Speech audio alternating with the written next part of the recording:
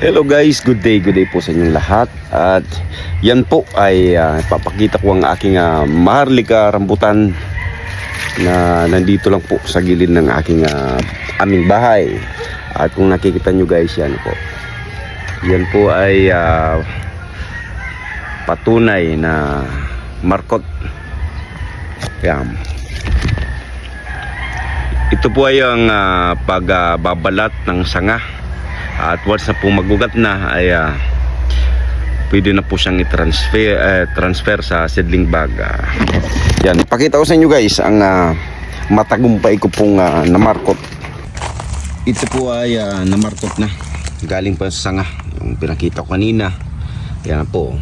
Nakita nyo naman may umusbong ng mga baby leaves.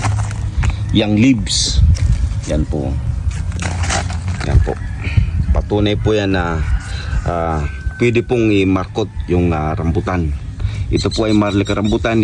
Po, ang kagandang po dito sa markot ay tawag dito, hindi mo na kailangang maghintay pa ng ilang taon o 10 years o 5 years to 10 years para mamunga. Yan po.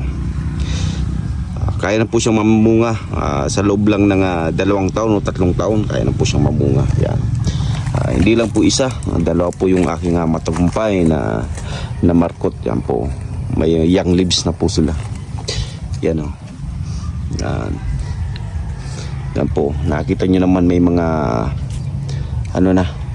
may mga umusbong ng dahon. Patunay po yung nabuhay na po siya. Yan o, yan ang matagumpay kong na markot. At ito pa po, may posbong ng yan o. Yan po. Ito ay mga galing lang po sa sanga. At sa pagmamarkot po, hindi po 100% kayang mabuhay. Kaya mong matagumpay na mapatubo.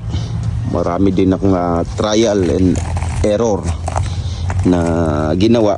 At ito po yung pinakamatagumpay kong na markot. Yan, galing po sa sanga.